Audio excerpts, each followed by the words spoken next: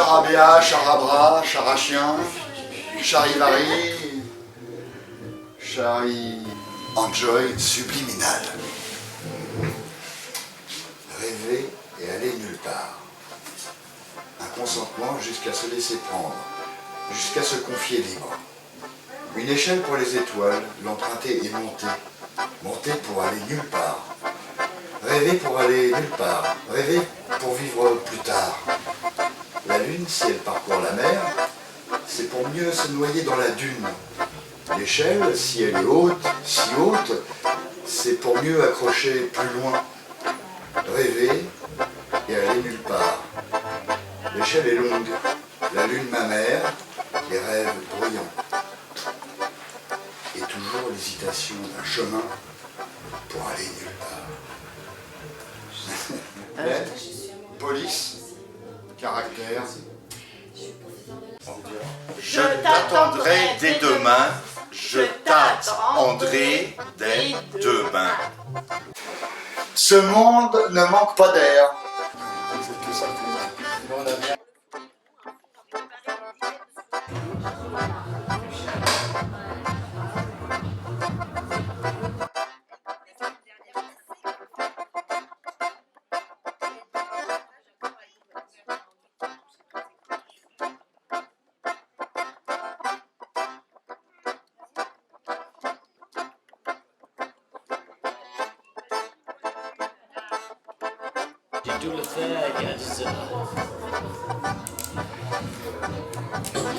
Donc dehors dedans, c'est la 4e édition.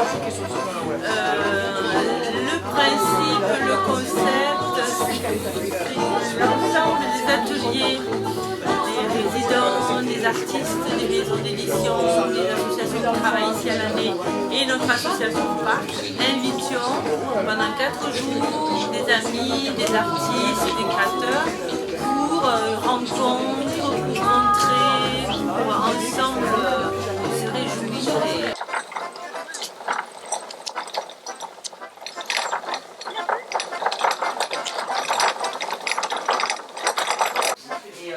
C'est un théâtre déjà très varié, qui va présenter autant du théâtre. Qu'est-ce qu'elles t'ont dit les filles? Bon, donc, parole de Salade. Parole de Salade. L'idée que on est des artistes qui vivions tous à l'époque sur ce territoire. Voilà. Et non, pas déjà, mais elle allait y vivre, elle venait tout le temps. Comment avoir, c'était quoi notre implication aussi là où on vivait. Voilà. Et du coup, on a créé un projet qui était simple, c'était on va aller voir on va faire une itinérance dans tous les villages qui bordent le lac, qui est jusqu'à Bourrez et Brenas, qui sont liés au lac. Les arroseurs vont faire du collectage de témoignages individuels, recueillir la parole de gens qui avaient connu l'avant-lac, l'arrivée du lac, les touristes, les gens qui vivent aujourd'hui, les enfants, les adultes, enfin vraiment tout le monde. Faire ce travail-là, ça nous a amené à rester sur place dans un village sur la place 3 jours ou 2 jours. Ouais. Voilà. Celle, c'était un peu bizarre. Parce que c'était vraiment un endroit où c'était plus... c'est pas habité, c'était pas très peu. On a eu l'habitante de Celle, et puis après... Et on avait beaucoup de gens qui passaient comme des touristes, et je me souviens que c'était... Mais c'était intéressant. Oui, c'était très intéressant, mais c'était plus débat presque. La perception de gens qui ne connaissent pas le lieu. Donc, à quoi ça vous fait penser Ah oui, on a eu quand même... ah bah oui, moi ça me fait penser à Oradour-sur-Glane, près de Limoges. Un endroit qui a été bombardé par les Allemands. J'avais l'impression de me retrouver. Bah si, il y a un côté... Il y a ce côté-là. Le village qui était encerclé par les Allemands. Et en même temps... Moi, ce qu'il y a, c'est que je me demande pourquoi celle est de... quoi. Pourquoi celle est de... compliqué, quoi. Mais vous m'autorisez à venir vous voir cet hiver? Vous me racontiez justement Pradine et tout. Pradine, ouais, j'aimerais bien Pradine, parce que c'est un massacre qu'ils ont fait. Ils ont massacré. C'est pour ça qu'il faut le dire, ça. Bon, allez. Il y avait un amour de l'autre côté qui était Pradine, qu'ils ont démoli, qui est dommage.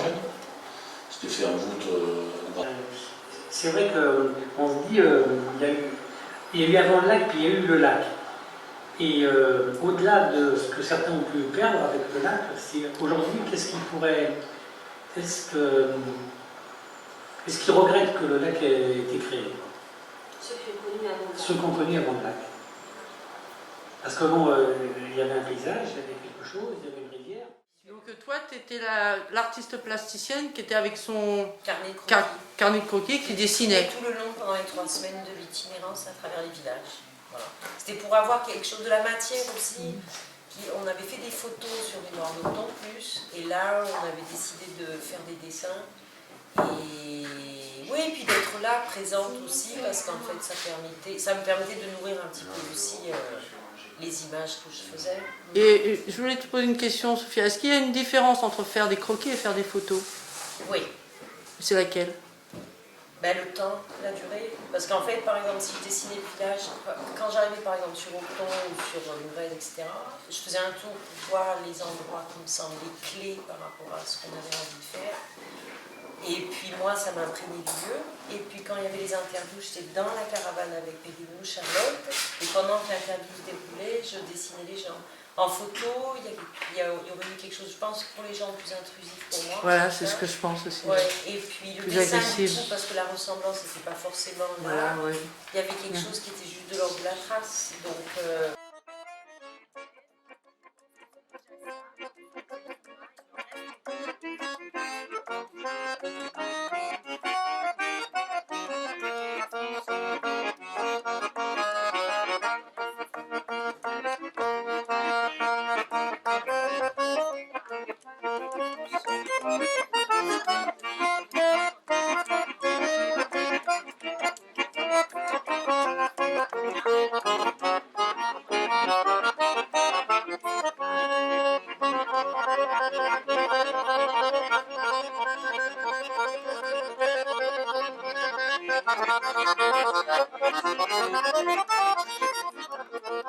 Donc c'est cet équilibre entre j'éprouve et je construis qui permet finalement d'arriver à une expression. Si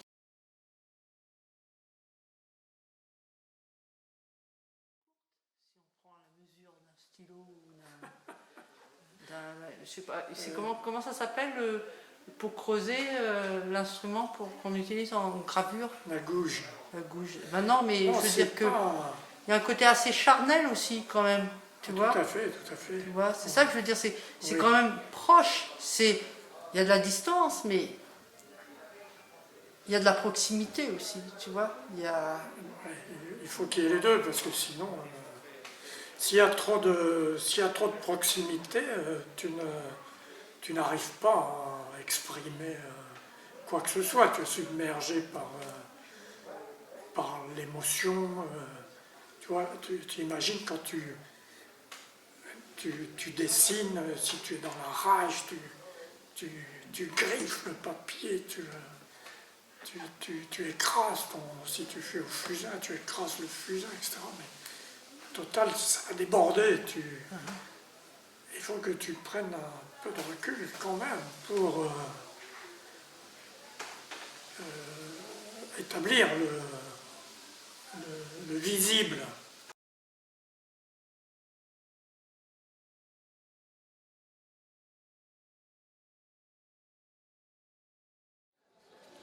C'est ça que je vais boire un coup de rouge, ça me plaît beaucoup. Non, mais je te remercie, c'était... Je te remercie. Pourquoi tu t'es applaudi comme ça?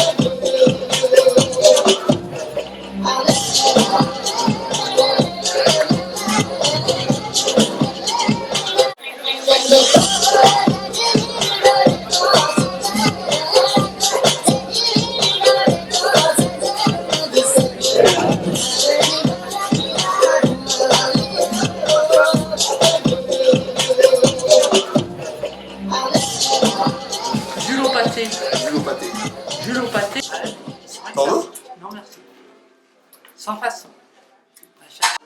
On est locutons depuis mes arrière-grands-parents qui arrivaient de Sicile. De Sicile? De Messine. Ouais. Et du côté de ma mère, c'est des Savoyards, des Hauts-Savoyards. On va dire que Savoyards parce que le son, il est, je crois qu'il est là depuis que je suis petit, parce que mes parents m'ont fait écouter des choses qui m'ont parlé, je crois. Et après, il est arrivé par l'association L'État d'urgence. Professionnellement, il est venu comme ça en fait. Ah oui, t'as commencé à faire... Ouais, parce que on organisait des soirées, et du coup, tu te confrontes très vite à merde, il faut de la lumière, il faut du son, il faut une logistique, quoi. Et puis, on a été quelques-uns, tu vois, on était quand même dans l'état d'urgence. Au début, le noyau dur, il était à 6 personnes. On a été quand même 4 à se professionnaliser. Bert, Julie, Mathieu, moi. Ouais, c'est vrai. Ouais, puis des petits villages, mais la ville comme ça, la grande ville, jamais. Et alors? Je l'aurais fait. Ici, quand je suis arrivée, l'autre jour que je revenais du village, je dis à ma fille et à Paul, mais qu'est-ce que c'est calme? Qu'est-ce que c'est calme? Qu'est-ce que ça fait du bien? Allez, jeudi soir. Encore une fois, presque par hasard, une histoire qui n'a rien à voir avec le retenue d'eau, plutôt qu'une retenue d'eau naturelle, de poche d'eau sous glaciaire dans un glacier. Et je ne sais pas pourquoi, il me semble qu'il y a un lien.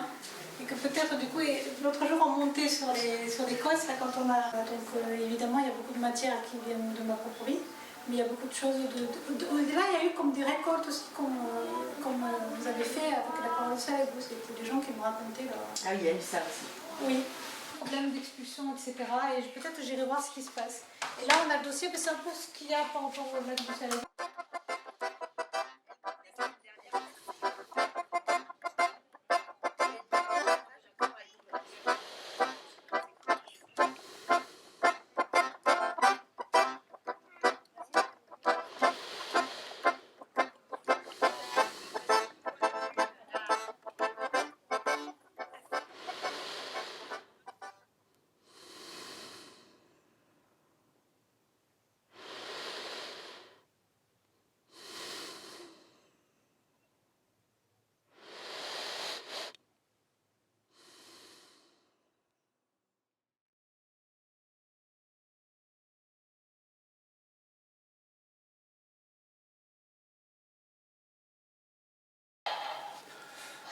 Bonjour.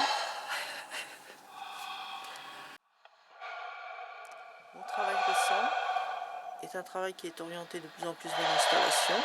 Alors c'est un travail où j'associe montage vidéo, montage sonore et volume. Et je travaille essentiellement sur les notions d'intérieur et d'extérieur. Et par la confusion de ces deux notions, j'essaie d'amener le spectateur à découvrir un nouvel espace qui ne serait ni en dehors ni en dedans. Pour cette 4e édition du Festival Dehors Dedans, j'ai choisi de présenter et d'inviter Frédéric Jam, ancien résident du Village des Arts, à exposer ses images noires. Et je l'ai invité donc à présenter ces images noires à l'intérieur d'une de mes anciennes installations, Lanterne Rouge. Et en raison du caractère tabou et souvent pornographique de ces images noires, ce qui m'a intéressé, c'était de changer le sens premier de cette installation, qui au départ avait été conçue comme une boîte à ombres, et donc allait devenir une maison close. Au départ, nous devions présenter des images à caractère purement pornographique, mais en raison du large public du festival Dehors Dedans, nous avons préféré montrer ces images plutôt traitant de la maltraitance en général.